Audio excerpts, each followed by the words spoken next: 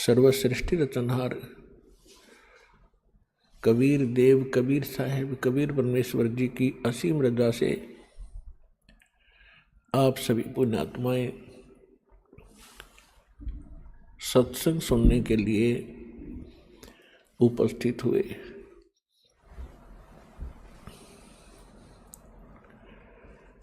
परमात्मा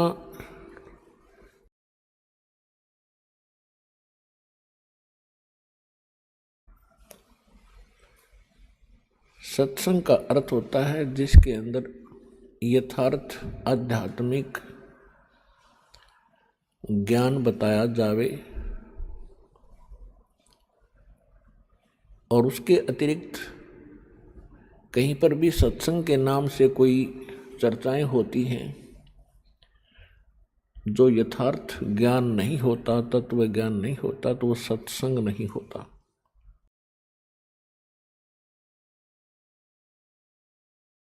तो मनुष्य जीवन प्राप्त होना ही बहुत ही दुर्लभ बताया।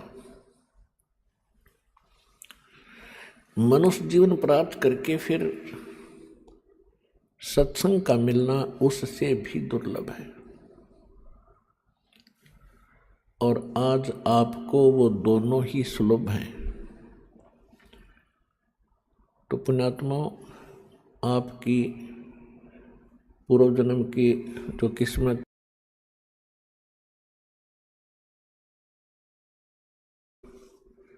दिव्य हैं, अलौकिक हैं, अथाह हैं। सूक्ष्म वेद में बताया है कि लख बर सूरा जो दही लख बर सावत दे लख बर यति जहान में तब सतगुरु शरणा ले। जो इतने पुण्यकर्मी प्राणी रहे हों कभी युग युगांतरों में,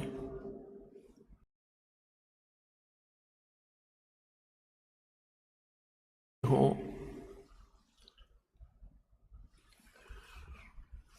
और लाखों बार कभी आप सावत शरीर प्राप्त हुआ हो, ये तीनों जन्म बहुत ही पुण्यकर्मी प्राणी को प्राप्त होते हैं और वो लाखों बार प्राप्त होने तब ये संत सतगुरु मिलते हैं, परमात्मा शरण में लेते हैं।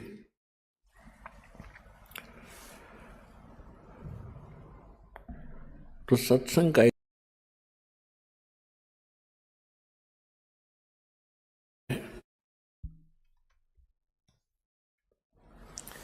सूक्ष्म वेद क्या है? सूक्ष्म वेद गॉड गिवन स्पिरिचुअल नॉलेज है, परमात्मा का दिया हुआ यथार्थ ज्ञान है, अध्यात्म ज्ञान है।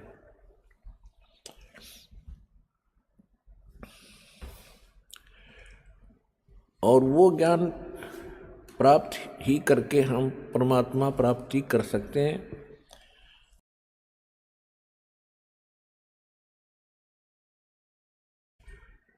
पुण्यात्माओं, जब तक हम सत्संग में नहीं आते हैं, हमें सत्संग प्राप्त नहीं होता है।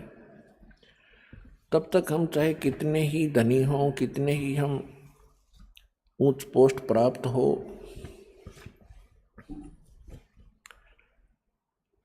लेकिन वो जीवन व्यर्थ होता है। सूक्ष्म वेद में बताया है कि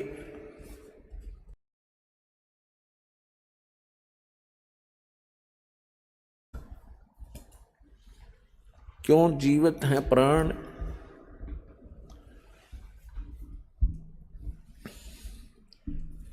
और भक्ति बिना काठोर है, ये नर नाही पाषाण। क्या बताते हैं कि जो व्यक्ति परमात्मा की साधना नहीं करते, हमें बहुत आश्चर्य है रह रहे हैं। यदि हम अपने परिवार को अपना मानते हैं, ये अपना नहीं है। यदि हम संपत्ति को अपना मानते हैं तो संपत्ति अपनी नहीं है, क्योंकि मृत्यु होने के उपरांत ये हमारे साथ नहीं जाती। उसके विषय में बताया कि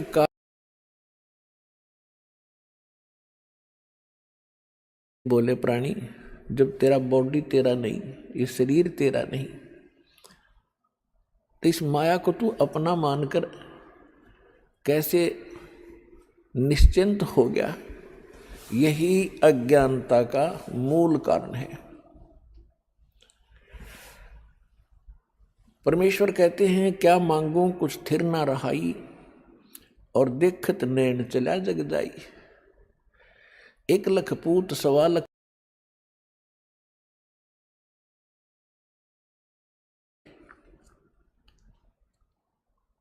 जब आपको इस लोक की, इस स्थान की कंप्लीट संपूर्ण जानकारी होगी कि यू है क्या, यहाँ क्यों हम पैदा हो रहे हैं, और पैदा हो गए तो मर क्यों रहे हैं,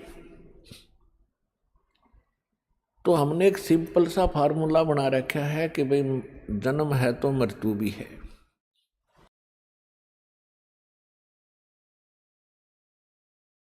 बस इसका कोई विकल्प नहीं रहा, विकल्प नहीं था, और हमने इसको फाइनल प्रोसीजर मान लिया, इसको हार्ड एंड फास्ट रूल मान लिया कि ऐसा ही होता है, ऐसा ही होता ही रहेगा। अब परमात्मा ने सत्संग के द्वारा बताया है, 600 वर्ष पहले परमेश्वर स्वयं आए थे काशी के अंदर, एक जुलाहा की भूमि,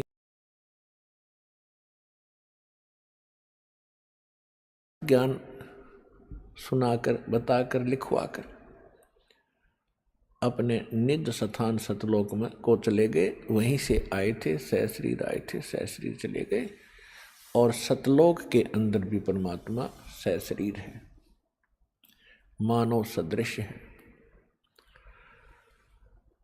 तो उन्होंने 600 वर्ष पहले आके सत्संग किया था, और उन हमारे धर्म गुरुओं ने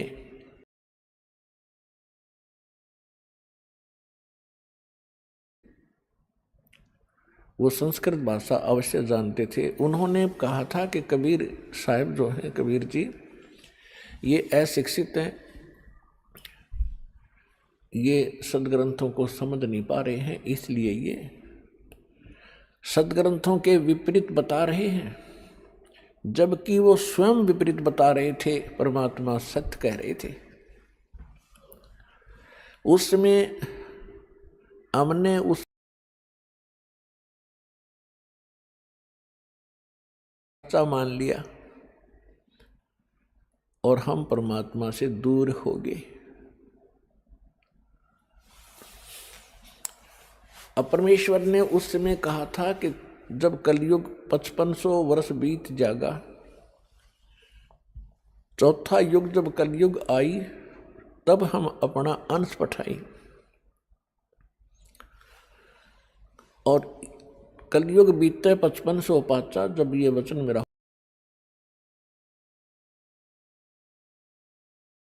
नरलोई सकल सृष्टि परवानी खोई, कि जब कलयुग की बिचली पीढ़ी का समय आवेगा, 5500 वर्ष कलयुग बीत जाएगा, उस समय पूरा विश्व इस सत साधना को लेकर के, सतनाम को प्राप्त करके पूरा विश्व भक्ति करेगा। परमात्मा के बच्चे भगवान को पहचानेंगे और सतलोक चले जाएंगे।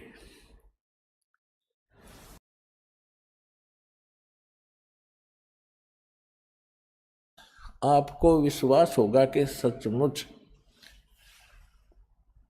सच्चाई क्या है, और ये धर्मगुरु क्या बता रहे थे, परमात्मा क्या बताया करते थे। जो परमेश्वर 600 वर्ष पहले बताया करते थे, आज हमारे सदग्रंथों ने भी वही कहा और वही सेकंड किया, उसका समर्थन किया।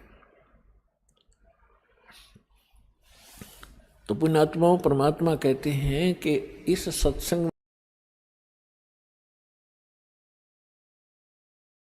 को लेकर जी रहे हो,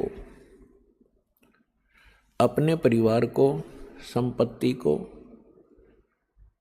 परमात्मा कहते हैं ये तो आपको यहाँ फंसाए रखने के लिए एक काल का षड्यंत्र है, एक जाल है, जबरदस्त जुगाड़ है।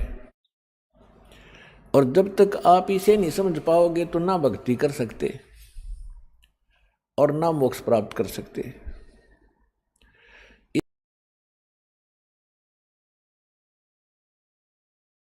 नहीं है ये विचार करना कि ये सभी बच्चे भगवान के हैं। आप भी भगवान के बच्चे हो।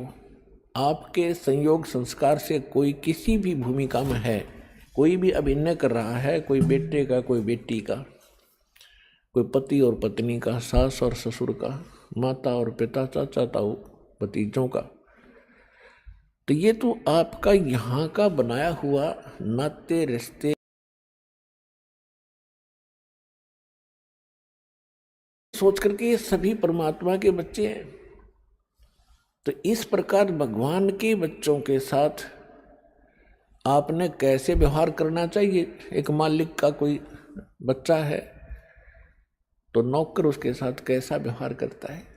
अपना नहीं है लेकिन अपने से ज़्यादा उसका टेक केयर करनी पड़ती है, देखभाल करनी पड़ती है। तो ये तो इस संकेत, समझदार को संकेत बहुत है इस संसार। इसकी सच्चाई बताते हैं कि परमात्मा कहते हैं यदि आपके कोई संतान नहीं है, आप संतान ही मांगते हुए मर जाते हो। और संतान मिलती नहीं क्योंकि आपके भाग्य में नहीं, आपके संस्कार में नहीं। आप ये सोचते रहते हो कि जिनके संतान है, पुत्र हैं, पुत्री हैं, ये बहुत सुखी हैं।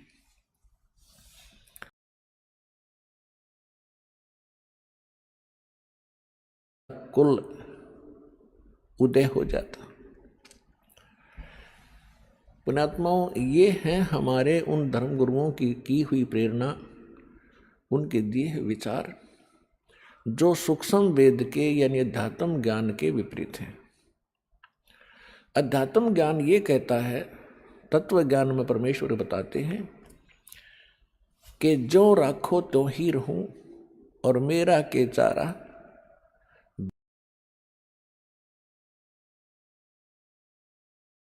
पर जोर नहीं है हमारा के चारा, और खाने जाद खरीद हूं गुलाम तुम्हारा। मैं तो आपका हो गया। जैसे पहले गुलामों को मोल लिया करते सेठ साहूकार, राजा, ठाकुर लोग, जैसे पशुओं को खरीदते हैं, मोल लेते हैं, फिर वो परमानेंट उसका हो जाया करता, और बेचना होता वो अलग बात थी। तो यहाँ परमात्मा कहते हैं कि मैं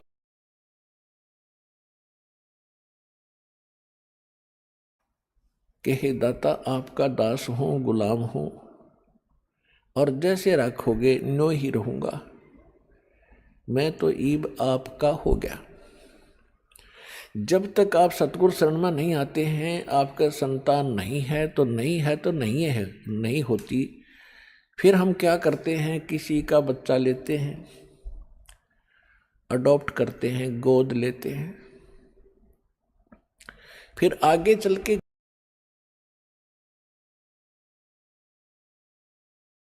करता कार्य करता है। तो लास्ट में ये आता है कि भगवान अगर मेरा बच्चा होता, वो बूढ़ा बुढ़िया यूँ क्या करें, फिर बतलाते हैं, तो क्या ये ऐसा व्यवहार करता, यानी फिर उसके साथ भी खिंचाता नहीं। तो परमात्मा कहते हैं कि ये भूल है आपका, क्योंकि आपने लोकवेद और परंपरा का ही निर्वाह किया है।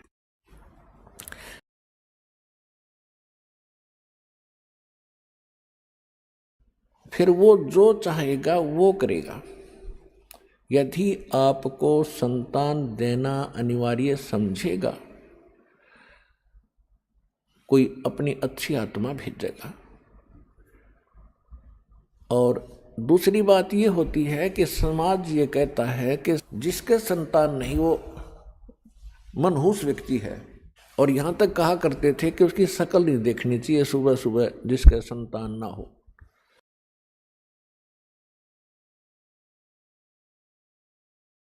ये तो है लोकवेद दंत कथा, एक संसार के विचार, जगत के विचार। और भगत के विचार सूक्ष्म वेद क्या कहता है? देखो, वैसे तो सभी अच्छी आत्माएं हैं परमात्मा की, जो भगवान के चरणों में लगे हैं, मनुष्य शरीर प्राप्त है, अपना निर्वाह कर रहे हैं, ठीक ठाक रह रहे हैं, वो तो अच्छी आत्मा सभी हैं। लेकिन सूक्ष्म वेद में ये बताया है कि वो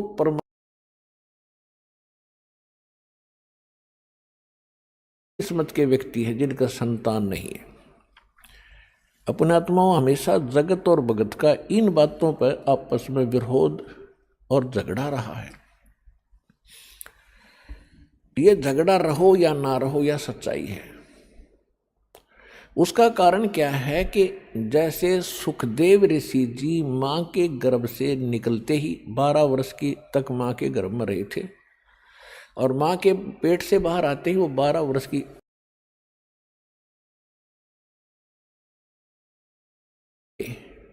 अपनी और नाल को साथ कंधे पर डालकर कि आगे काटूंगा इसने कितने। तब उसके पिता व्यास ने कहा था कि बेटा मुझे दर्शन तो दे दे। अरे 12 वर्ष तक इंतजार करी, पुत्र होगा पुत्र होगा, पुत्र मोह में व्याकुल हूं मैं बेटा। तो सुखदेव ऋषि ने देखा नहीं अपने पिता की ओर, और चलते चलते कहा कि ऋषि जी,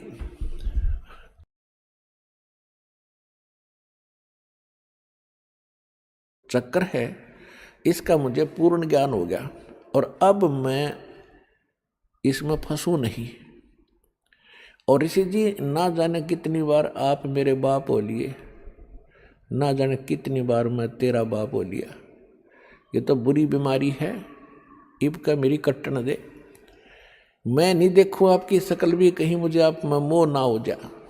ये मोह एक बहुत बूंदी जबरदस्त बीमारी है।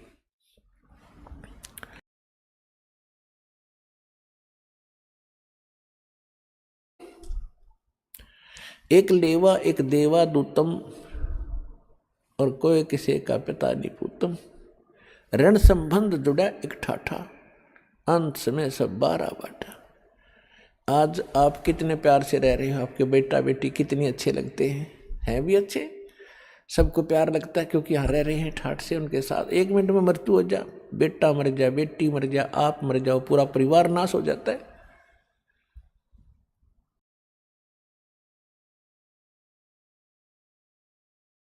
कुछ फिर कहाँ गया वो आपका जुगाड़, सारा जीवन खो दिया इससे काम पे। और भक्ति भी करते हैं, सत्य नहीं करते हैं, शास्त्र अनुकूल नहीं करते, नकलियों के पास करते, तो वो भी व्यर्थ। एक समय एक कोई परिवार पूरा का पूरा, जिसमें 15-16 सदस्य थे, एक गाड़ी में 12-13 सदस्य, एक बूढ़ा घर पर रह गया था और बाकी सारे सत्संग में भेज रखे थे, किसी संत के सत्संग में।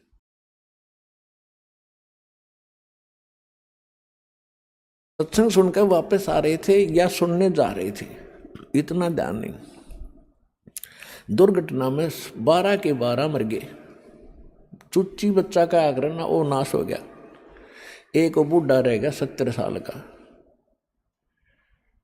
अब क्या है ये, ना जाने काल की कर डारे, किस विध ढल जा पासावे, और जिनाते सरते मौत खुड़कती, उनानो केड़ा हासावे।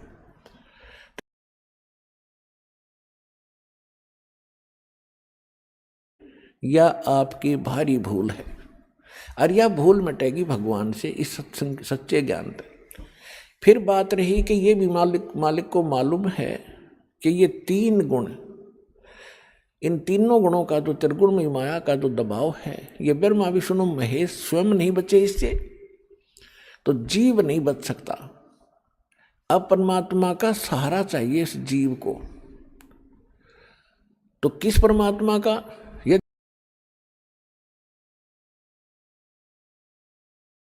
फंसा रखा है, तो आप इस जाल से बाहर नहीं हो सकते। यदि शंकर जी की पूजा करते हो तो भी नहीं हो सकते, ब्रह्म की पूजा करते हुए स्वयं ही आपको फंसा ही रहा है, ये तो आपको इस मार्ग पर आने ही नहीं देगा जिससे आपका छुटकारा हो, क्योंकि इसको यहाँ आपको फंसाए रखना इसका एक उद्देश्य है कि इसको भूख लगती है, इसको श्राप लगा हुआ है काल भगवान को, ब्रह्म को, जो गीता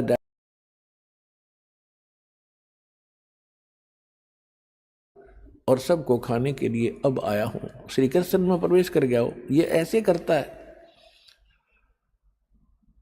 तो इसको श्राप लगा हुआ है 1,00,000 मानव शरीरधारी प्राणियों के नित्य आहार करने का। उसके लिए आपको ऐसे रोक रखा कबीर साहब ने बताया धर्मदास जी को कि जैसे कसाई बकरे पालता है और बकरे और बकरी नर मादा छोड़ देता है एक बाड़े में, पूरे उनके लिए चरागाह भी बनाता है, जलाशय भी बनवाता है, ऊपर साइड सोचते हैं हमारा मालिक बड़ा दयालु है, हमारी कितनी केयर टेक कर रहा है, कितनी देखभाल करता है। लेकिन वो जीव हैं, उनकी इतनी बुद्धि काम नहीं करती कि अब तो आपने दयालु दिखा है और फिर सामने जब भी आवश्यकता होती है, किसी का बेटा हो चाहे बेटी, माँ मरो चाहे बाप है, निकाल ले जाता है पकड़ पकड़ के कान। तो परमात्मा ने आगे बताया है कि आप इस स्थिति में हैं यहाँ पर।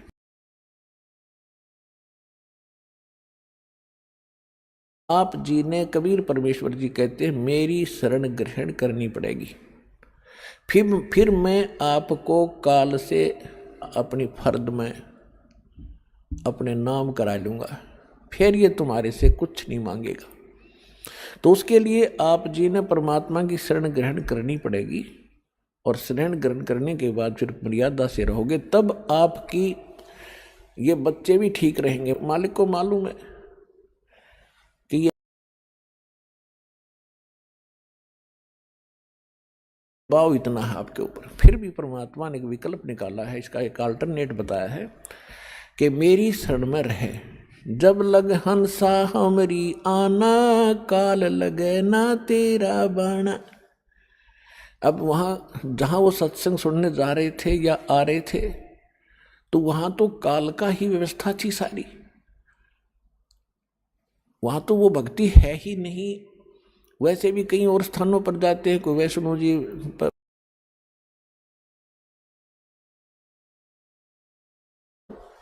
केदारनाथ पर मर गए 20-30 हजार व्यक्ति सेकंडों में, तो वो तो सारी काल व्यवस्था ही है, वहाँ तो वो करेगा ही करेगा, वो तो सबको खावेगा। वहाँ तो उसका उसकी खूब पहुँच है, उसके अंतर्गत है सारा स्थान। जब आप परमेश्वर कबीर जी की शरण में आ जाओगे, फिर उसकी नहीं चलेगी। जब लग हंसा हमरी आना, काल लगे न,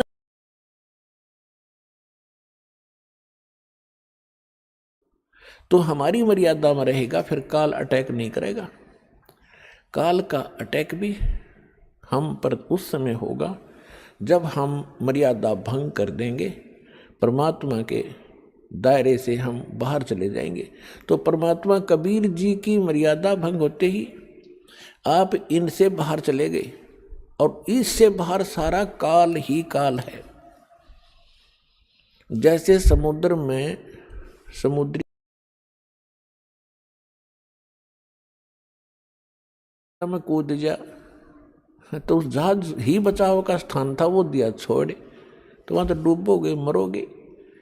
तो इस स्थान को छोड़कर पूरे विश्व में काल व्यवस्था है, इसको छोड़कर जहां भी जाओगे वहां आपको कोई प्रोटेक्शन नहीं होगा, दुख के अतिरिक्त कुछ नहीं मिलेगा। अब प्रसंग चल रहा है कि जैसे जिनके संतान नहीं है उनको अच्छी आत्मा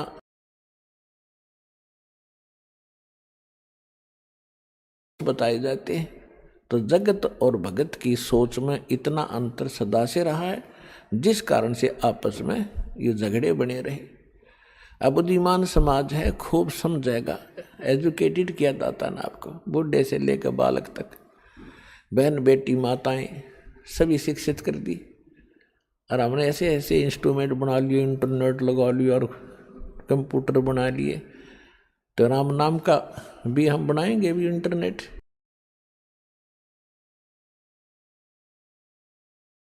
है कि जैसे एक लेवा एक देवा दूतम और कोई किसी का पिता नहीं पूतम।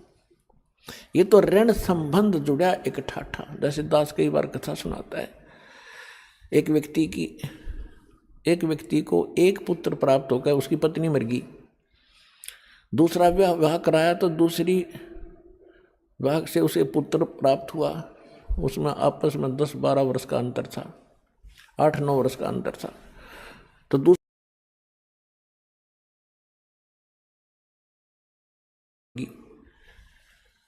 बड़े वाले का विवाह हो गया, उसकी पत्नी आ गई। अब वो माँ के तो दोया के थे, पिता एक था। तो जो पहले वाली माता से उत्पन्न था उसका विवाह हो गया, उनका संतान अभी थी नहीं। उधर से वो छोटे वाला जो दूसरी माँ का था वो बीमार हो गया। रोगी हो जाने से उसका उपचार करवाया, तो फिर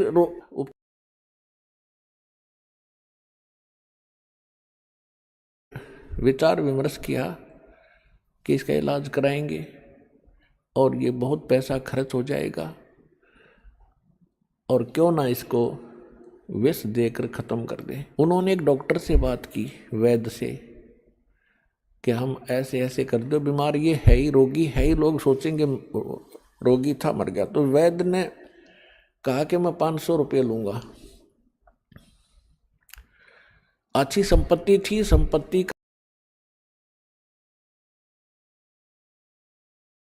काटा निकाल दिया, उमरवा दिया।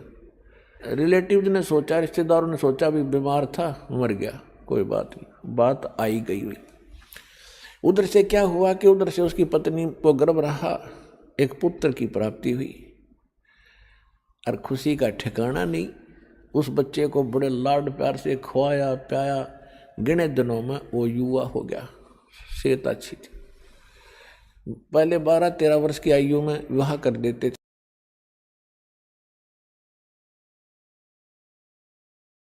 विवाह के कुछ दिन के बाद वो बच्चा बीमार हो गया, उसका लड़का। तो उसके ट्रीटमेंट के लिए उसने कति देश विदेश तक सभी झाड़ फूक वाले, किसी ने 1000 रुपये मांगे, 20,000 मांगे, सब दे दिए। वैद्यों ने भी जो मुँह मांगा पैसा दिया, लेकिन रिजल्ट 0 रहा। आधी संपत्ति भी बिक गई और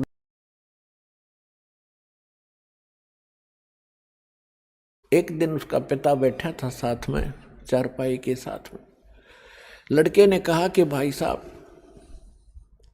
एक काम कर, अब मेरे कफन की लकड़ियों की तैयारी कर ले, तेरा मेरा हिसाब हो गया, अब केवल लकड़ियों का और ये कफन का हिसाब किताब शेष है, उसको कर तैयार।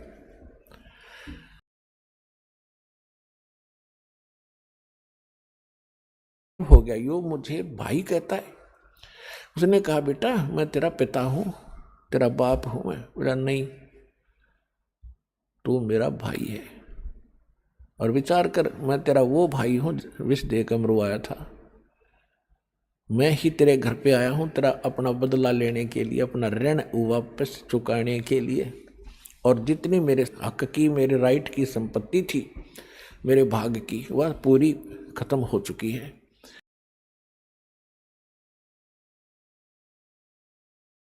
उसका पैर तले की धरती खिसक गई। अपने कुकृत्य का उसको याद आया। तब उसने पूछा कि अभी एक बात बता दे, मैंने तो जैसा जुल्म किया था मेरे सामने आ गया, एक ही पुत्र हुआ, आगे आस नहीं, मेरा तो कुल नाश हो ही गया। पर एक बात बता, हमने तो जो जुल्म किया तेरे साथ हमारे सामने आ गई, इस जो तेरे भाई आए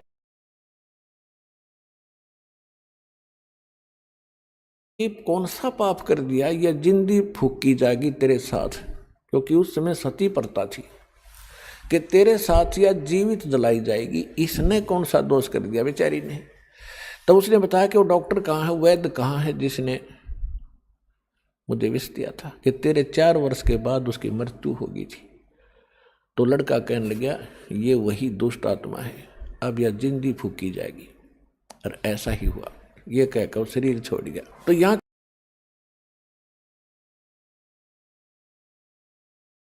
आ रहा है, देने आ रहा है, और कोई किसी का पिता नहीं पूछता। ऋण संबंध जुड़ा एक ठाठा, अंत में सब 12 बाटा। और इसको फाइनल समझ लेना, जो भी आपका बेटा है या बेटी है, पिता या पुत्र है या माता है, पत्नी है, ये आपका लेन देन कोई ऋण है इनके साथ, ये पूरा करना पड़ेगा। अब ये है हम हमेशा भयभीत से रहते हैं, लज्जित से रहते हैं, और यदि हमारी इनकम ठीक हो जाए तो ऋण दे देंगे, खुश होकर, क्या होगा, ऋण हो भी जाता है, कोई बड़ी बात नहीं। तो अब परमात्मा आपको ऐसी नौकरी देगा, ऐसी भक्ति देगा, उसकी मजदूरी करियो, और इससे आपके वो ऋण बहुत आसानी से सुलझ जाएंगे, बेटे का हो चाहे बेटी का हो। और फिर समर्थ के पास एक पावर है, मासा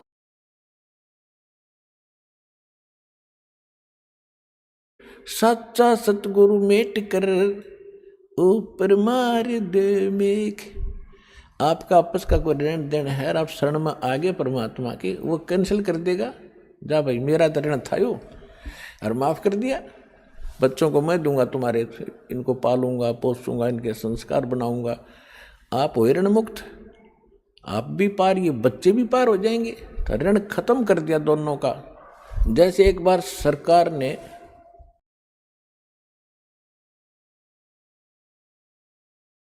गना हो गया था, ब्याज पे ब्याज चले था, बहुत परेशानियां थी।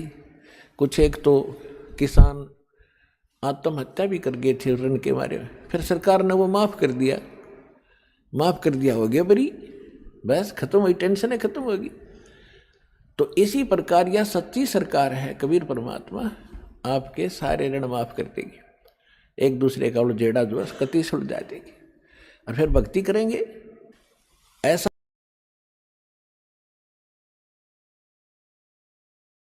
इस ज्ञान के आधार से विवाह में कोई खर्च नहीं करेंगे हम, आगे बच्चों को कोई लेन देन हम नहीं करेंगे, क्योंकि फिर ऋण एक दूसरे फिर शुरू हो जाएगा। तो बच्चे भी इस बात को समझेंगे, बेटियां भी, हम यहाँ के हैं ही नहीं, हम तो सतलोक के वासी हैं, वहाँ जाएंगे, वहाँ कोई चीज़ का अभाव नहीं, वह ऐसी सृष्टि है, वहाँ जाकर परिवार बनेगा आपका। जो आपको यहाँ बेटा बेटी, पति पत्नी, माता पिता अच्छे लगते हैं, सारे भक्ति करो।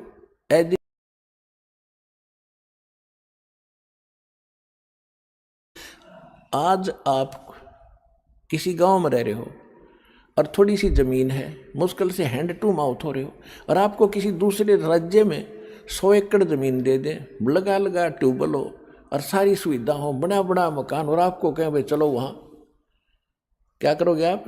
छोड़ उस 1.5 किले ने और चलो वो 2 मिनट में जा बैठोगे, झाँको भी कोई ना उसकी तरफ।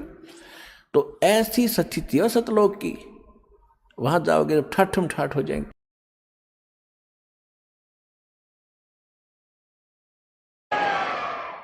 तो यहाँ परमात्मा कहते हैं कि मेरी शरण में आने के बाद फिर मैं आपके सारे संस्कार खत्म करवाऊंगा। और पुण्यात्मा, भगत तो वही होगा जो संसारिक परंपराओं से दूर हटेगा, तभी भक्ति करने के, ना तो कर ही नहीं सकते भक्ति। अब आपने भक्ति मार्ग के सफर पर चलना है, और यात्री कम से कम वजन लेकर चलता है, कम से कम। और जब वो सारे घर न लाद कर चाल पड़े तो क्या कदम चले पड़ेगा। और ज्ञान से हटेंगी, ऐसी बात नहीं है, ज्ञान से हटेंगी। तो इस प्रकार हम इस मार्ग को आगे चलेंगे। संस्कार भगवान के हाथ में है, पल में पता नहीं कहते क्या कर दे परमात्मा। अपने आत्माओं, सभी इस समय के विषय में, जो वर्तमान में समय चल रहा है, अब बात चल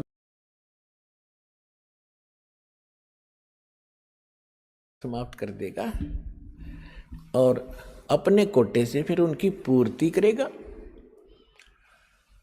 तो फिर हम भक्ति भी कर सकते हैं, परमात्मा की सेवा भी कर सकते हैं और अपने मोक्ष भी प्राप्त कर सकते हैं।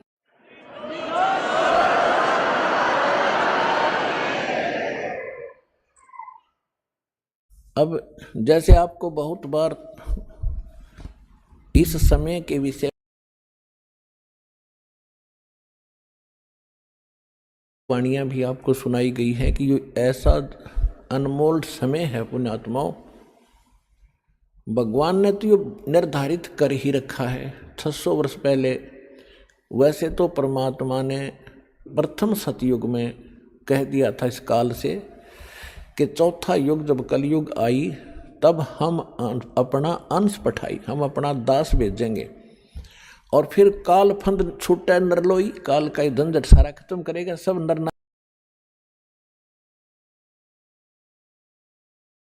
55 जब ये वचन मेरा होगा साचा, कौन सा कि मैं सत्संग अपना अंश भेजूंगा, ये वचन कि मैं अपना अंश भेजूंगा और सारी सृष्टि नाम लेवेगी उस मेरे दास से और सबका कल्याण होएगा, सबका मोक्ष होएगा।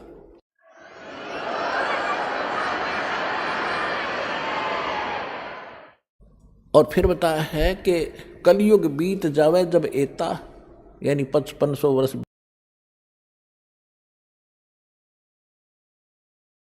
उस पद चेता, सभी प्राणी उस परमात्मा के उस परम पद के जानकार हो जाएंगे।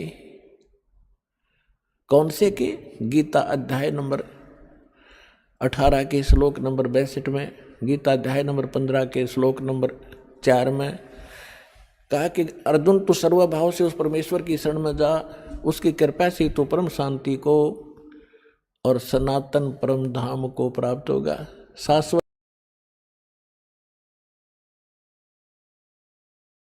उसको सतलोक कहते हैं, लोक माने धाम स्थान। गीता अध्याय नंबर 15 के श्लोक नंबर 4 में कहा कि तत्वदर्शी संत की प्राप्ति के उपरांत परमेश्वर के उस परम पद की खोज करनी चाहिए जहां जाने के बाद साधक फिर कभी जन्म मृत्यु में नहीं आते। तो यहां बताया है कि जब 5500 वर्ष बीतेगा, हमने आज तक पता ही नहीं था सतलोक भी कोई स्थान है। अरे राधा स्वामी वाले धन धन सतगुरु वाले ये सतलोक करे दिन खक्का नहीं पता था।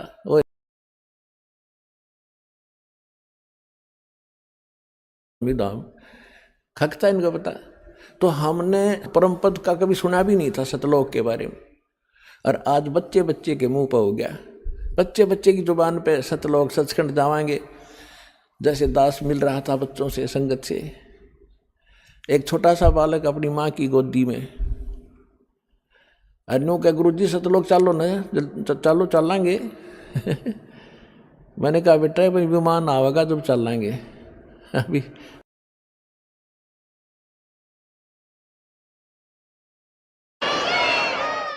तो यहाँ कहा कि सभी प्राणी परमेश्वर के उस परम पद की परिचित हो जाएंगे।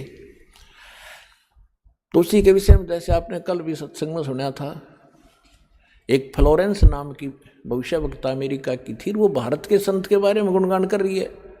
नास्ट्रेदम्स फ्रांस का रहने वाला था, वो भी कहता है भारत में एक महापुरुष संत आएगा जो पूरे विश्व को सच्चा ज्ञान देगा और एक शब्द समाज की सत्ता की लड़ाई नहीं रहेगी। तो उसी के संबंध में थोड़ी सी और सुनाते हैं आपको। एक ये पुस्तक है, पुरानी सी हाथ लगी है किसी भगत का, ये हमारे भगत तक खोजी हो गए, उनको कहीं पर भी कोई सुराख मिलता है उनको तो पता ही लग जाता है ये किसके विषय में बोल रखा है। अब नास्ट्रेदम्स की भविष्यवाणी या किसी भी संत की, उस संत के विषय में जो भविष्यवाणी है, कोई किसी पर सेट कर रहा है, कोई किसी पर कर रहा है, वह पूरी हो ही नहीं सकती।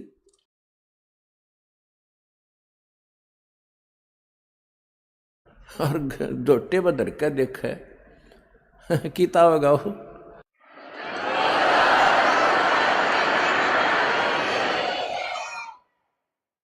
वो तो हाथी पे फिट होगा, वो जिसका है।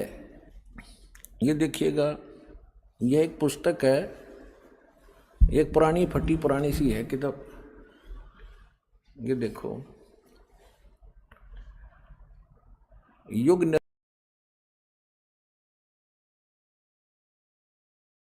सिंह परिहार, प्रकाशक है युग निर्माण योजना, गायत्री तपोभूमि मथुरा से। बस इतना ही उल्लेख है इसका, ज़्यादा आगे नहीं लिखा, ये फटा हुआ ज़्यादा है। ये देखिएगा पृष्ठ नंबर 19 पे,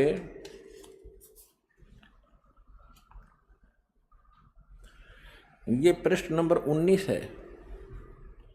इसके पृष्ठ नंबर 19 पे यानी 19 पे क्या,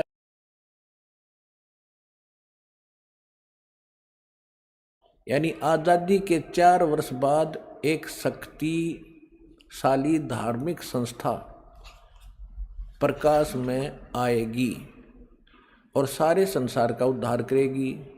उद्धारक इस संस्था का स्वामी संचालक होगा। अब यहाँ ये क्या है कि किसी एक भविष्यवाणी है, हंगरी नाम का कोई भविष्यवक्ता था, उसकी ली है, अपने हिसाब से इन्होंने उस पर सेट कर रखी है। इसका अर्थ ये था कि 1947 में भारत स्वतंत्र हुआ, उसके 4 वर्ष बाद दास का जन्म होया 1951 में। इसका अर्थ तो ये बनता है कि स्वाधीनता के 4 वर्ष बाद 1951 में एक संत का जन्म होगा जो धार्मिक संस्था को ऐसी बनाएगा जो पूरे विश्व का कल्याण करेगी।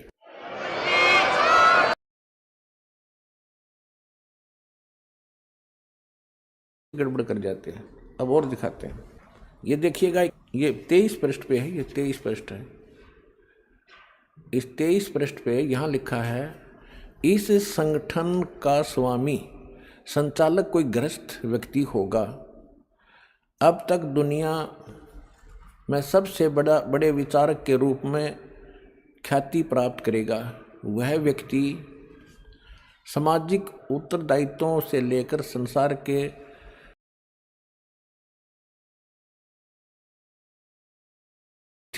आचार संहिता तैयार करेगा। उसके जीवन भर के संग्रहित विचारों को यदि एक पुस्तक में लिखा जाए तो बहुत बड़ी पुस्तक बन जाएगी। इसका अर्थ ये है। यहाँ एक 29 पृष्ठ पे देखिएगा, 29 पृष्ठ पे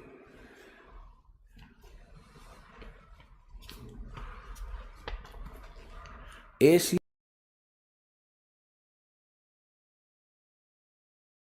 ग्रामीण परिवार में एक महान आत्मा ने जन्म ले लिया है जो एक महान आध्यात्मिक क्रांति का सूत्रपात, संचालन और नियंत्रण करेगा।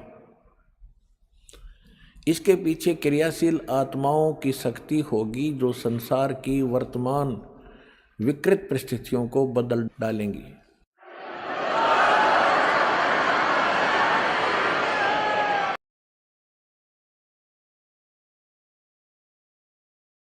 ने जन्म लिया है जिसकी अकेले ही उत्पादित शक्ति किसी भी शक्ति संपन्न राष्ट्र के बराबर होगी।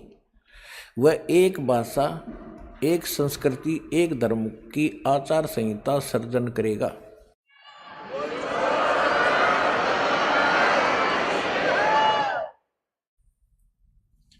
यहां देखिएगा 43 पृष्ठ पे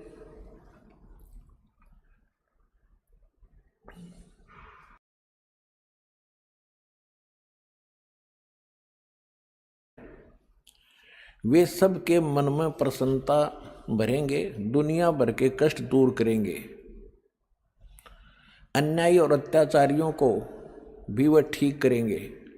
रात्रि के प्रथम पहर में जब मैं प्रगाढ़ निद्रा में होता हूँ तो स्वप्न में एक दिव्य पुरुष को देखता हूँ, दिव्य व्यक्ति को। किसी जलाशय के निकट बैठे हुए इस योगी के मस्तक में दोनों भौं के जहाँ मिलती हैं तो उसमें अर्ध चंद्रमा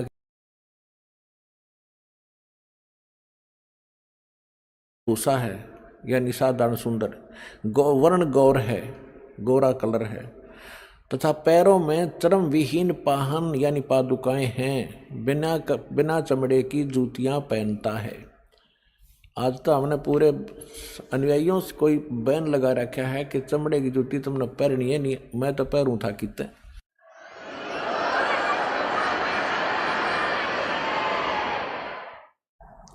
अब देखिएगा इसके प्रश्न।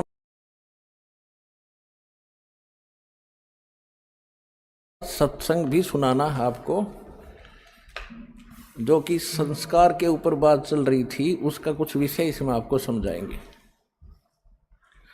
इसके 72 पृष्ठ पर देखिएगा, यहां लिखा है कि इतिहास के अद्वितीय महापुरुष के बारे में नॉस्ट्रेडमस ने भी कुछ संकेत दिए हैं। उसके मस्तक में चंद्रमा होगा, वेशभूषा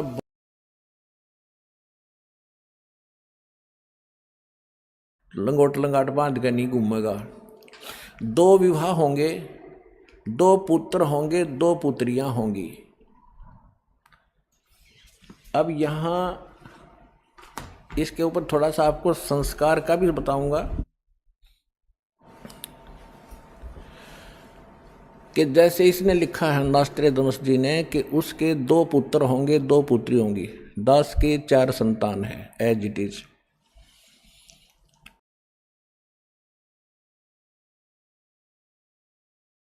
दार्शनिक होते हैं, इनको जो भी होना है, जो भगवान ने निर्धारित कर रखा है, वो ही देख सकते हैं।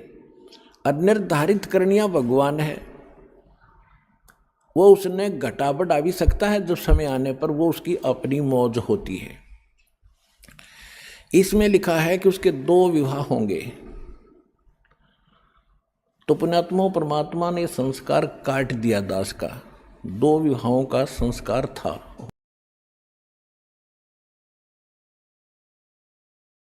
और 4 संतान का भी संस्कार था, वो चारों उत्पन्न भी हो गए। अब उत्पन्न होने मात्र से बात नहीं बनती, आगे इनकी परवरिश, इनके विवाह शादी, तो बहुत लंबा कार्य था, बहुत बड़ा ऋण था हमारा इनका, तभी तो संतान रूप में मेरे पास आए।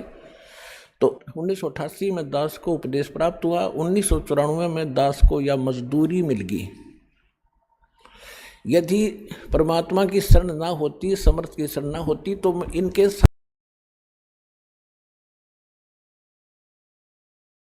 उनका लेन देन तो खुद किया और दास को अपने शरण में लेकर, ये दास जूनियर इंजीनियर जेई की नौकरी करता था हरियाणा सिंचाई विभाग में। और ये भी ना कोई सोचा किसी का भरम हो जाए, कोई मांगनियाँ खानियाँ था, इसलिए वो छोड़ दिया हुआ छोटी नौकरी ना, 2 रोटी बढ़िया मिल रही थी। तो कहने का भाव यह है कि परमात्मा ने दास को अपनी शरण में लेकर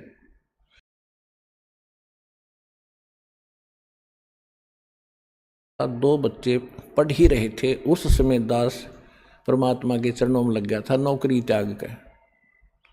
और वो बच्चे आज अन्य से कम नहीं हैं, यानी मालिक ने उनको औरों से भी के इक्विवेलेंट ही उनकी परवरिश करके, जो दास ने करनी थी वो भगवान ने करी। मेरा संस्कार काट दिया ना, मैं नमुल जा रहा तब फिर आप तक कैसे पहुंचा पाता इस अनमोल ज्ञान को।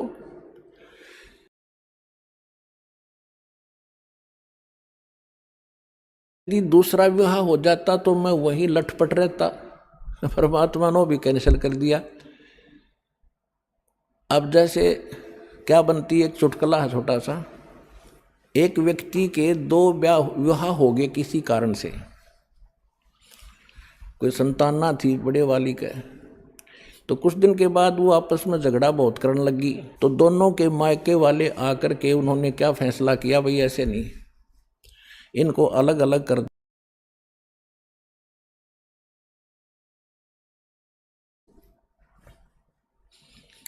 ठीक है, फिर उनका झगड़ा रहने लगा कि एक कहती है कि मेरे पास कम आता है, नीचे रोटी खाए जाता है। फिर वो झगड़ा मिटाया, उन दोनों के मायके वाले फिर आ गए। उन्होंने कहा भी ऐसे करो एक दिन इसका यहाँ पर खाना खाएगा, एक दिन ऊपर, एक दिन नीचे। उन्होंने कह दिया भी प्रथम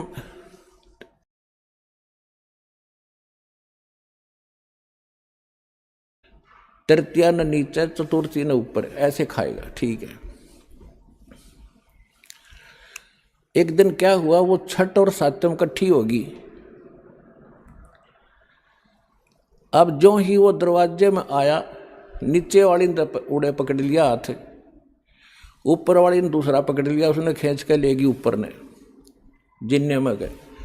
फिर वह भाग के लाई नीचे घसीट के उसने, अग्नाथ सातम है, वह क्या छठ है।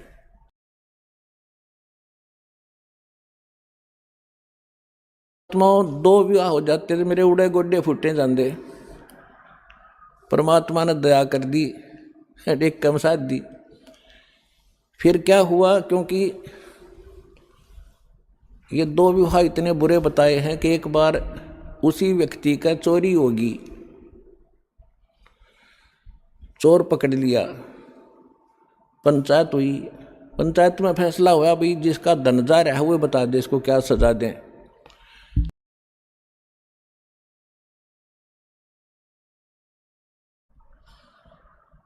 और छठ सातम इकट्ठी होगी जब देखूंगा इसने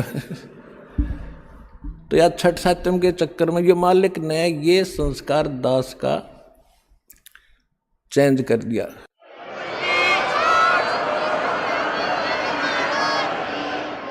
मासा घटे न तिल बधे, विद ना लिखे जो लेख, सच्चा सतगुरु मेट कर ऊपर मार।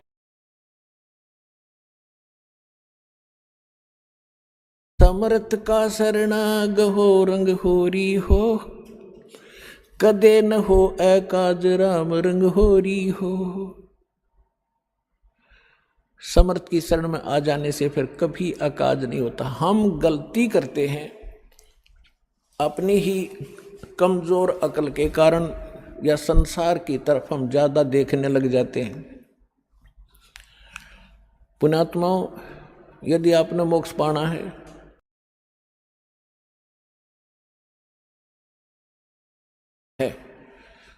तो संसार की तरफ मत देखना।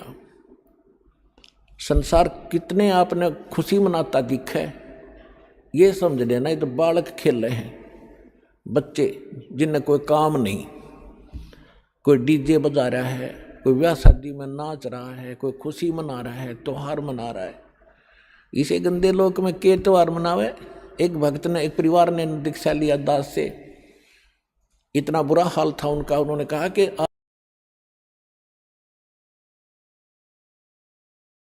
बड़ा परिवार है, कई बार बहन विधवा हो जाती है, कहीं घर में घटना घट जाती है, 1 वर्ष तक त्योहार मना नहीं सकते। 7 साल हो गया हमने त्योहार मना कर नहीं देखा, तो बताओ फिर मनाओ त्योहार। तो परमात्मा कहते इस गंदे लोक में के त्योहार मनावे। और के नाचे कूदे ब्याह के समय में एक लड़के का विवाह हो रहा था। पहले दिन तो डीजे बजाओ, घुट्टी लाओ, नाचे कूदे, पूरा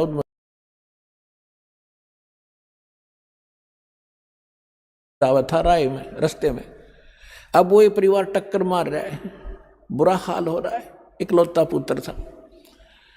तो यहां संत कहते हैं इस गंदे लोक में और तुम यहाँ खुशी मना रहे हो, घनी पी रखी तुमने, ये नशा ज्यादा हो गया इस काल की भांग का। जब आपकी यह भांग उतरेगी आप हंस के दिखाई दियो ढंगते, आपको पता चलेगा कहाँ फंसे हैं। 1 सेकंड में ना जाने के बिजली गिर जाए। आज खुशी मना रहे हैं, कल टक्कर मार के रो रहे हैं। शरण में पड़ा रहना होगा। और जो यहां से निकल जाता है, मर्यादा भंग कर दी, वो यहां से गया, फिर अन्य स्थानों पर बैठेगा। अब जैसे बच्चे स्कूल जाते हैं, पहले दास ने जब स्कूल जाना प्रारंभ किया तब हमारे यहाँ पढ़ाई की विशेष व्यवस्था नहीं थी। व्यवस्था स्कूल तो था मिडिल तक का, लेकिन एक रुचि नहीं थी पढ़ने और पढ़ाने की। तो मेरा साथी थे जो हम पहले पाल,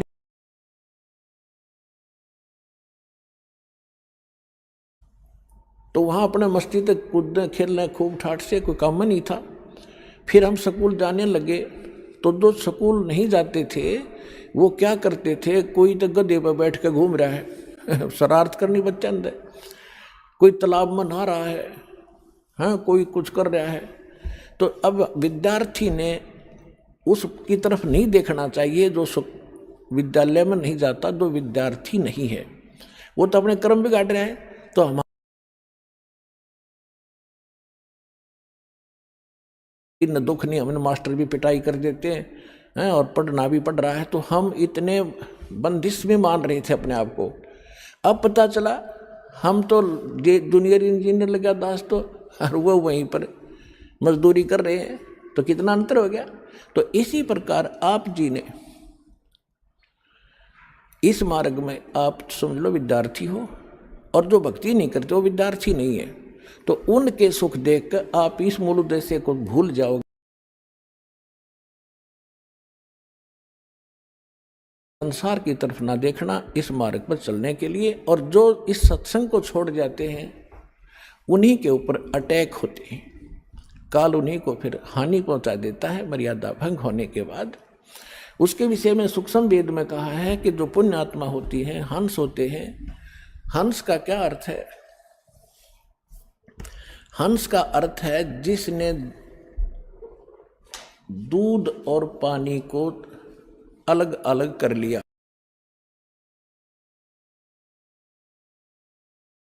गुण दिया है कि उसमें एक गिलास दूध एक गिलास जल मिलाकर उसके आगे रख दो, वो चोंच डालते ही उसको अलग अलग कर देगा। दूध ग्रहण कर लेगा, जल नू का अनुशेष छोड़ देगा। तो पुण्यात्मा कहते हैं ना, दूध पानी छान ले भाई, यानी अच्छी तरह जांच कर ले। जांच करने के बाद आप इस मार्ग को ग्रहण करें, फिर आप हंस होगे। आपने दूध पानी होकर यहां लग गए हो, तो आप इस स्थान को छोड़कर नहीं जा सकते, चाहे कुछ भी बात हो, कितना ही आपने कोई वैभव दिखाई दे किसी का। और दूसरा, हंस के अंदर एक क्वालिटी होती है, एक और गुण दिया भगवान ने कि वो किसी सरोवर पर होगा, झील पर होगा, लेक पर, तो वहाँ वो उसकी पहचान है, वो ना मछली खाएगा ना मेंढक खाएगा, कीट नहीं खाएगा।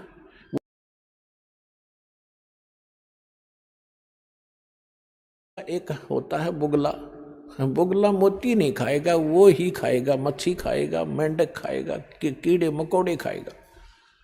तो इतना अंतर हो जाएगा आप में और जगत में। जगत क्या खाता है?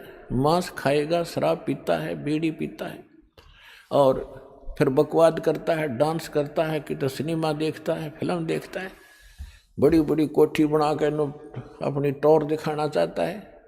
तो वो तो समझ लो परमात्मा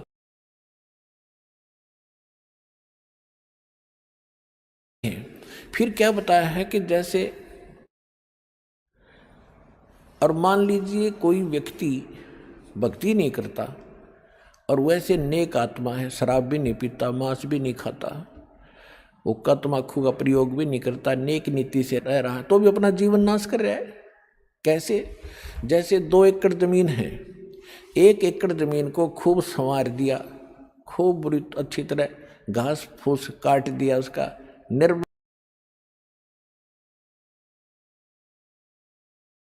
के काम आया, जब बीज ना बोया। और दूसरा, वो जिसमें झाड़ दंखाड़ जमे हैं उसमें कुछ वो संवारा नहीं, उसमें कोई अंतर नहीं। हाँ, उसमें अगर बीज डाल दिया जाता है तो उसका लाभ है। इसी प्रकार जो विकार नहीं करते और भक्ति नहीं करते वो भी व्यर्थ है, समारे हुए खेत की तरह समझ लो। और दूसरे जो कबाड़ करते हैं वो उस जिसमें सारा खरपतवार उग रहा है, झाड़,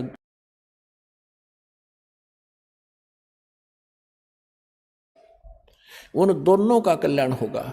अब जैसे किसान है, उसको समरा खेत मिल जाए तो घना खुशी होता है, तुरंत बीज बो देगा, 1-2 बार बाक है, और वो बंजर भी मिल जाता है तो उसका भी करता है इलाज। वो उसने काट के पीट के खोद के उसके सारे डंगे हटा के फिर बोएगा, तो वो व्यक्ति भी जो भक्ति नहीं करते उनमें कबाड़ उग गया है। यहाँ आगे तो हमारे पास वो हथियार हैं सत्संग रूपी प्रवचनों के।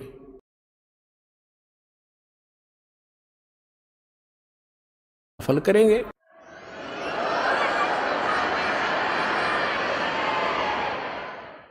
अब क्या बताया है कि जो हंस व्यक्ति के व्यक्ति हैं, जो इस ज्ञान को समझ कर आते हैं, वो यहाँ से जा नहीं सकते, यहाँ छोड़ नहीं सकते इस स्थान को। उनकी कैसी दशा होगी है, बंदी छोड़ दयाल जी तुम तक हमारी दौड़े।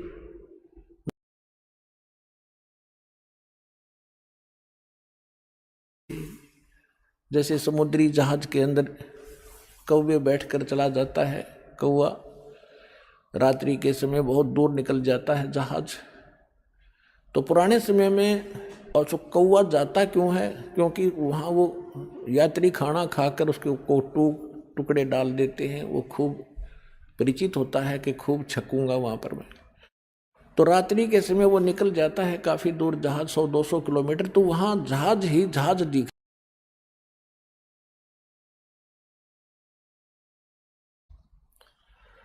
और वो पुराने समय में क्या होता था, ये चालक होते थे जो जहाज के, उनके इसे इंस्ट्रूमेंट हुआ करते, दिशा सूचक। और वो कई बार चुंबकीय जो चट्टान होती हैं उनके कारण उनके वो दिशा डिस्टर्ब हो जाती थी, बिगड़ जाती थी। तो सुबह उठकर जो चालक होते थे वो अपने उस इंस्ट्रूमेंट को, अपने दिशा सूचक की जांच करने के मालिक ने, परमात्मा ने, कि वो जिधर से चला था डायरेक्ट सीधा स्ट्रेट उसी तरफ उड़ता है। तो सुबह उठकर जहाज के लोग विवश करते हैं उस कौवे को, जहाज को छोड़ने के लिए डले पत्थर मारना शुरू कर देते। कौवा विवश होकर के उड़ता है, उस स्थान को त्याग कर चलता है। और कहाँ जाता है, उस दिशा को चलता है जिस दिशा से वो चल रहे हैं, या गलत है तो उसको सीधा कर लेते। फिर कौवा कुछ देर तो जाता है समुद्र में के ऊपर, फिर उसको कहीं स्थान दिखाई नहीं देता। जहाज के अतिरिक्त यदि वो कहीं उतरता है तो डूब कर मरे, वो तुरंत नाश को प्राप्त हो। इसलिए घूम फिर के वापस ही उसी जहाज के ऊपर आके वो आश्रय प्राप्त करता है, और वही सुरक्षित स्थान है।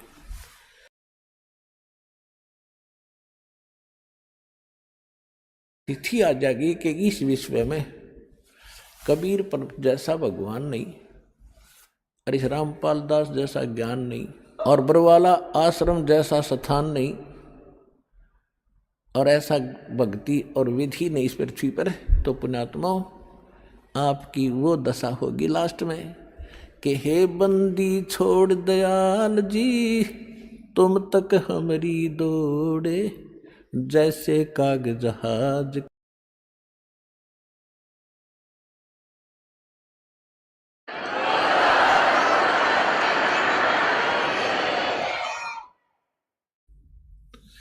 अब क्या बताया है सूक्ष्म वेद में, परमात्मा ने बताया है कि इस स्थान सत्संग को, ऐसे ज्ञान को, ऐसे भगवान को कौन छोड़ कर जाते हैं।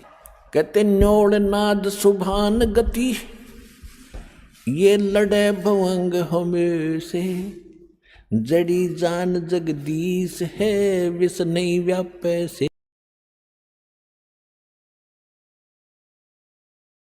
मान सरोवर छाड़े, ये बुगले उड़ उड़ जाते हैं वो खाते मांसाहारे। अंश दशा तो साधु है सरोवर है सत्संग, मुक्ता हलबाणी चुग चढ़े नवेला रंग। अब इन 4 पंक्तियों में निर्णय कर दिया पुणात्मों, ये है वो वेद, सूक्ष्म वेद।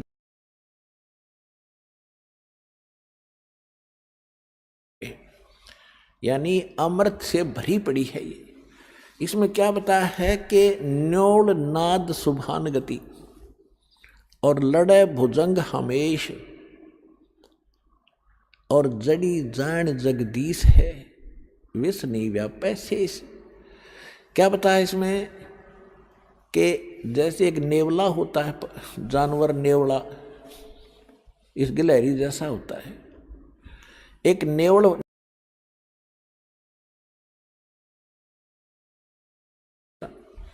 वो एक बहुत बड़े सर्प के साथ युद्ध शुरू कर देता है, लड़ाई शुरू कर देता है। लेकिन वो लड़ाई कैसे करता है? एक जड़ी होती है, एक बूटी होती है जंगल में, उसके निकट जाता है, उसमें से कुछ महक निकलती है, उसको अपने श्वास के द्वारा ग्रहण कर लेता है, अपने सांस में भर लेता है और उस सर्प के सामने आकर आमने सामने होकर श्वासों से उसको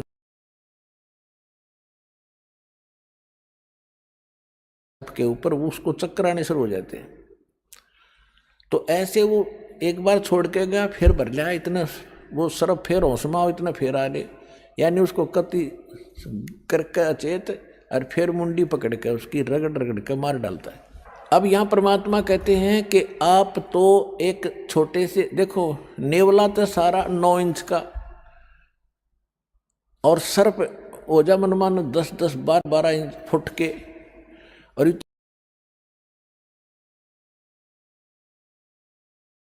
तो समझो हम तो हैं नेवले और यू काल है सांप मारी। अब इसके साथ लड़ाई होगी शुरू।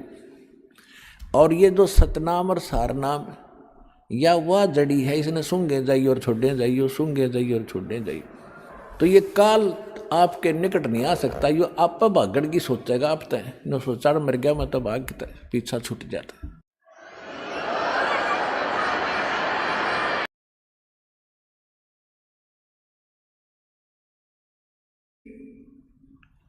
ये लड़त भुजंग हमें से, जैसे न्योला सर्प के साथ लड़ता है, ऐसे वो नाद, वो शब्द, वो मंत्र, उस जगदीश का जो मंत्र है, उस परमात्मा का यथार्थ जो मंत्र है, वह वो जड़ी है। विष नहीं व्यापै शेष, शेष नाग 1000 फलों फन का, यानी छोटे मोटे देवी देवता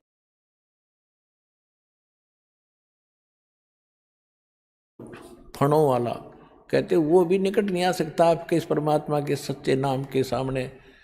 काल भी आपसे कोसों दूर रहेगा।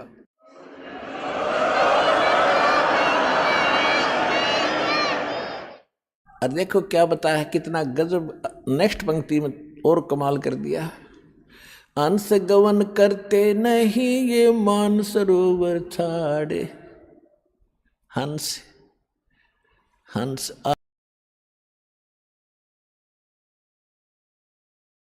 और पानी छान लिया। दूसरे आपने विकार त्याग दिए, बीड़ी शराब मांस तमाकू दान दहेज ये बकवाद नहीं करोगे तो आप मेंढक मच्छी नहीं खा सकते। कहते हैं जिनका अनसा देश सुदेश का और पड़ा कुदेशा आए, जिनका चारा मोतियां वो गोग्यों क्यों पतियाए। ओए होए कितनी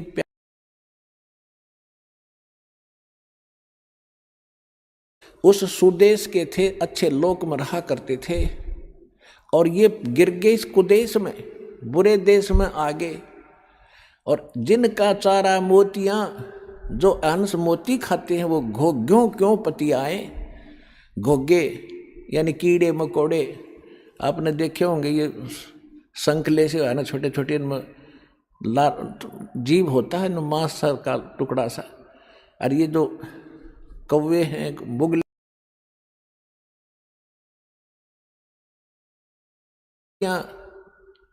जिनको ये पता लग गया हम तो सतलोक के रहने वाले हैं, ये गंद थोड़ा ही खाया करते हैं, मांस खाना, शराब पीना, बकवाद करना, तमाकू पीना, ये हंसों के काम है, अच्छी आत्माओं के काम थोड़े ही है। तो जब आपको कहते हैं हंसा देश सुदेश का और पड़ा कुदेशा आए, और जिनका चारा मोतियां वो गोग्यों क्यों पतियाए। गोगियों के ऊपर कैसे प्रसन्न होंगे? वो नहीं खा सकते। राम नाम के मोती खाएंगे,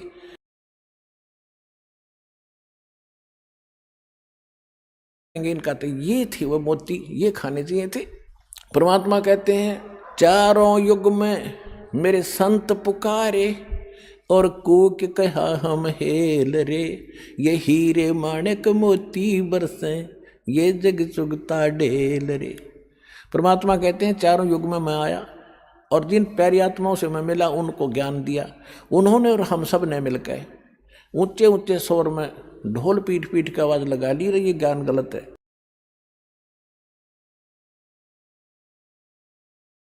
उनकी कदे ना होवे मुक्ति, 600 वर्ष पहले भगवान कहा करते थे। और वही महापुरुष कहा करते थे जिनको भगवान मिले थे, जिनके शुभ नाम दास ने बहुत बार आपको बताए हैं। तो यहाँ कहते हैं चारों युग में संत पुकारे और कोक कहा हम हेल रे, हेल माने रुके दे के आवाज लगा के, हीरे माणिक मोती बरसे, ये जग चुगता ढेल रे। तो ये राम नाम के मोती हम बेखारे गली गली। तो यहाँ कह रहे हैं कि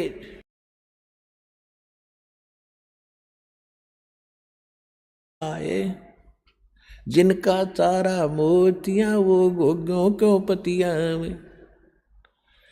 यहाँ पर 80% व्यक्ति ऐसे हैं जो शराबी थे, मांस खाया करते, जो कि तो हुक्का बीड़ी छूटता नहीं, खूब कोशिश कर ली, आज सब ने त्याग दिया। कोई एक आधा कर्महीन लुकमा सुकमा पीता होगा तो उसका चोट लगेगी, उसको हानि घनी होगी, वो फिर दुर्गति करा के छोड़ेगा। तो यहाँ हम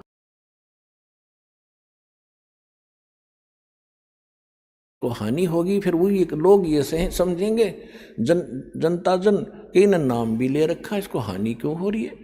हानि तो वो खुद कर रहा है जो मर्यादा तोड़े बैठे। वो चाहे सार नाम भी प्राप्त कर लियो, उसका कितना ठिकाना नहीं है। तो इस प्रकार यहाँ क्या कहा जाता है कि हंसा देश सुदेश का पड़ा को देश आए।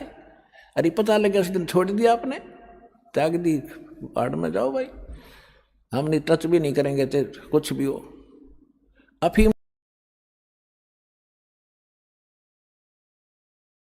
ताई फिर मालिक ने सहारा दिया अपने बच्चों को, राजकती याद भी नहीं आती उनको।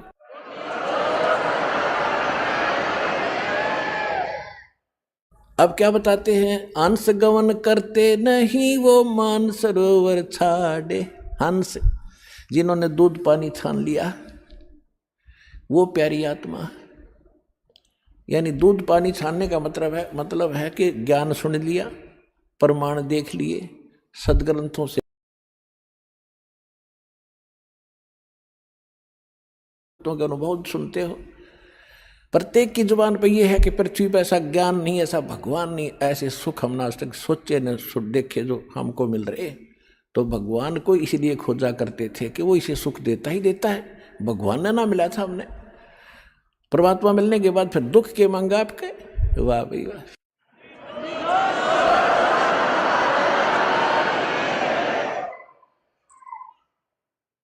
हंस गवन करते नहीं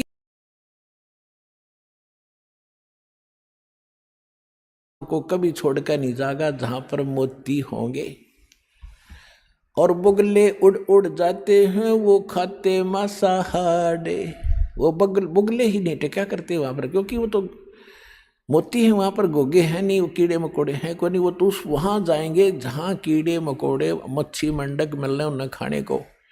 तो जो हंस हैं वो यहाँ से नहीं जा सकते। अब क्या बताया है, हंस दशा तो साधु हैं। साधु माने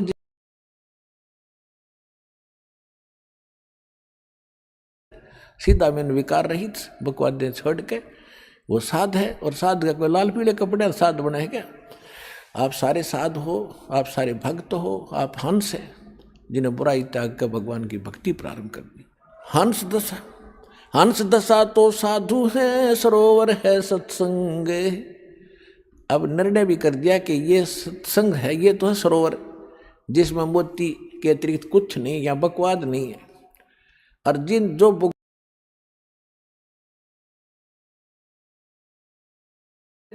मोती खाने अनंत राम नाम के चर्चा भगवान की चलती, सारा दिन भाई बहन बैठकर बतलाती हैं आपस में, भाई बालक से चर्चा करते हैं, बहनें आपस में बताते हैं हमें ये सुख हुआ, हमें ये सुख हुआ, तो औरों का भी दिल डटता है कि सचमुच हमें भी कभी ना कभी मारी भी सुनाई होगी इस सच्चे दरबार में। जब सबकी हो रही है तो होगी सबकी, लेकिन आपने हिम्मत रखनी पड़ेगी, को थोड़ा समय देना पड़ेगा दाता को।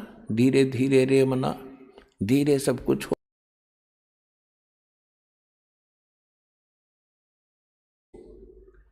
आम के पौधे को हम बोते हैं, पहले गुठली बोएंगे बीज, फिर धीरे धीरे कई दिनों में तो अंकुर दिखेगा उसका, फिर पेटा भरेगा, कहाँ के में चिमका थोड़ा सा, फिर धीरे धीरे उसके 2 पत्ते आएंगे, फिर 4-5 हो जाएंगे, फिर धीरे धीरे, यानी उसकी सिंचाई प्रॉपरली करते रहना। और नू ना देखना कि 15 दिन के बाद इसके आम तो ना लगे, आम लगेंगे, थोड़ा समय दो। और एक बार करके देखो पूरा उसने,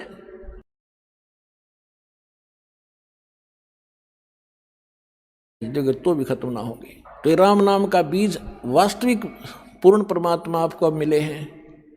जो बीज बोया है आपने, इसको एक बार सिंचाई करो इसकी, दान धर्म से, भक्ति सिमरण से, और देखना फिर आपके सामने आपके मुंह का थूक सूख जाएगा।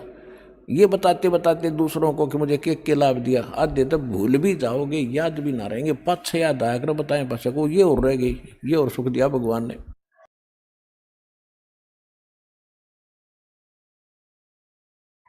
हंस दशा तो साधु हैं, ये सरोवर है सत्संगे,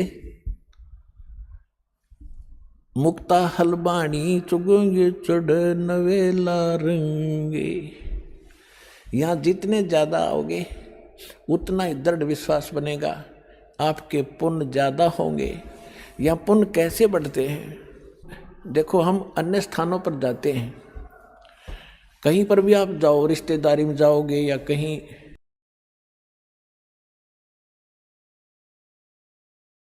बात भी बतलाते हो तो पुण्य तक कोई नहीं बन रहा।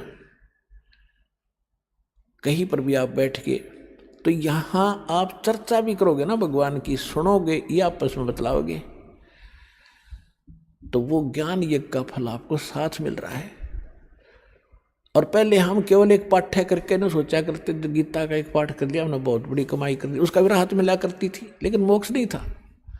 अब मोक्ष होगा कंप्लीट कोर्स करने तक, प्रथम मंत्र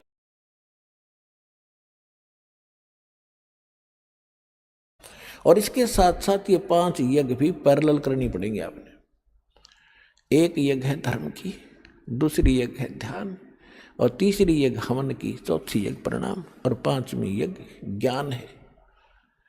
आपने ये भी साथ साथ करनी पड़ेगी। जैसे बीज बो दिया, बीज तो समझो ये मंत्र हैं जो आपको दिए जाते हैं, और खेत आपका अंतःकरण है, ये ज्ञान से साफ हो चुका है। अब इसमें सिंचाई की जरूरत पड़ती है, तो ये 5 यज्ञ जो हैं है, ये आपके अंतःकरण का अड़ंगा खरपतवार साथ के साथ साफ भी करेगी। पहले भी इसी का काम था सफाईकरण का, कस्सी और कसोलियाँ थे, हल और ट्रैक्टर से, ये समझ लो यो ज्ञान यज्ञ है। तो ये 5 यज्ञ प्रॉपर चलेंगे साथ की साथ। तो जैसे एक यज्ञ है धर्म की, आप देख रहे हो यहाँ कितने दूर दूर से भक्त आ रहे हैं, कितने 2-2 हजार 1500 किलोमीटर से छोटे छोटे बच्चों को ले।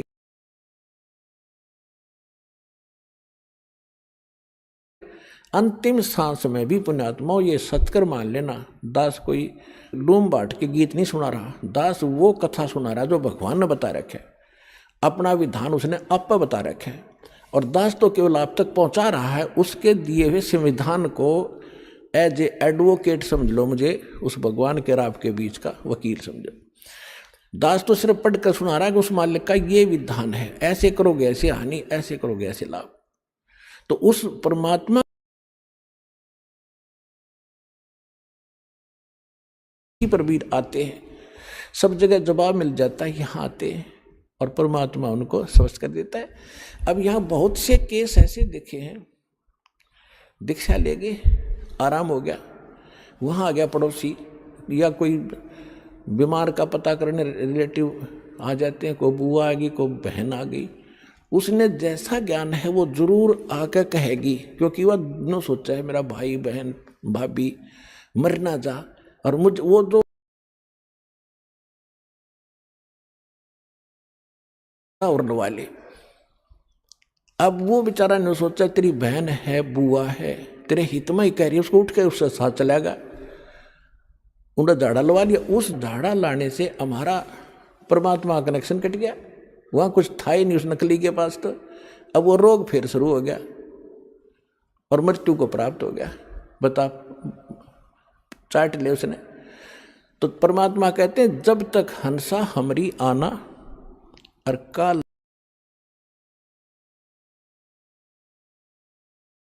सकती है आपको, नहीं तो सबको सुख देगा। और फिर बात ये रही कि जैसे नाम ले लिया, नाम लेने के बाद भी जब मृत्यु हो जाती है, ये समझ लो उसका मनुष्य जीवन गारंटीड है उस भगवान के दरबार में। 9 महीने 10 महीने के बाद फिर आ लेगा नया कपड़ा पहन के और फिर भक्ति शुरू हो जाएगी। और यदि मर्यादा में रहेगा तो मोक्ष होगा, स्वस्थ भी होगा और मोक्ष होगा, दोनों काम होंगे। तो ये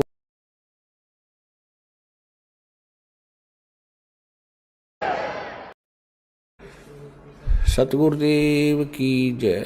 बंदी छोड़ कबीर परमेश्वर जी की जय। बंदी छोड़ गरीबदास जी महाराज जी की जय। स्वामी रामदेवानंद जी गुरु महाराज जी की जय हो।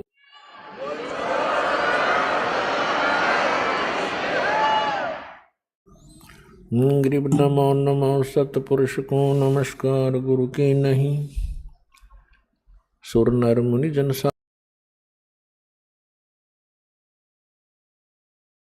प्रणाम। आगे पीछे मत हुए तिनको जा कुर्बान।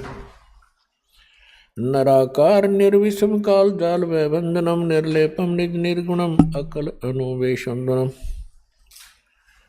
सोहम सुरति समाप्तम सकल समाना निर्तल।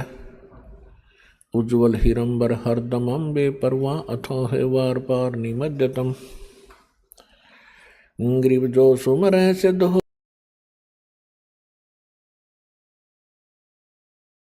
पारस पद परवाना।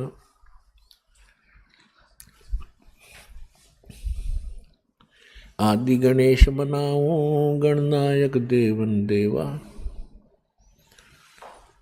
चरण कमल लो लाऊं आद्यंत करूं सेवा। परम शक्ति संगीतम रिद्धि सिद्धि दाता सोई। अवगत गुण अतीतम सत्य पुरुष निर्मोही जगदम्ब।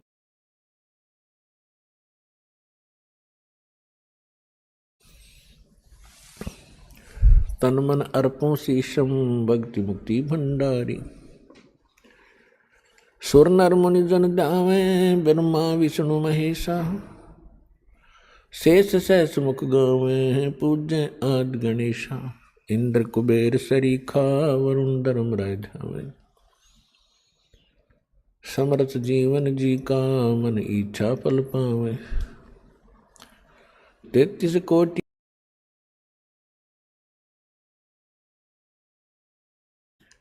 उतरे बहुत जल पारा कट है यम की फांसी। 33 कोटि अधारा जावे 88। उतरे बहुत जल पारा कट है यम की फांसी। कर जोरूं विनती करूं धरूं चरण पर शीश। गुरु जी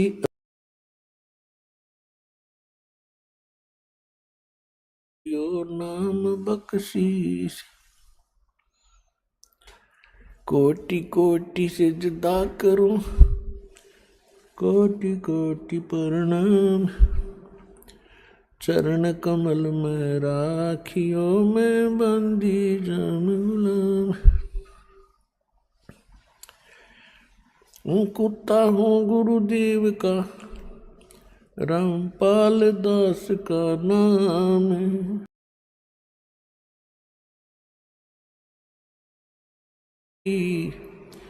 जाके चोवा जाऊं तो करो तो बावड़ो। दूर दूर करो तो जाऊं, जो राखो तो ही रहूं, जो देवो सो खाऊं।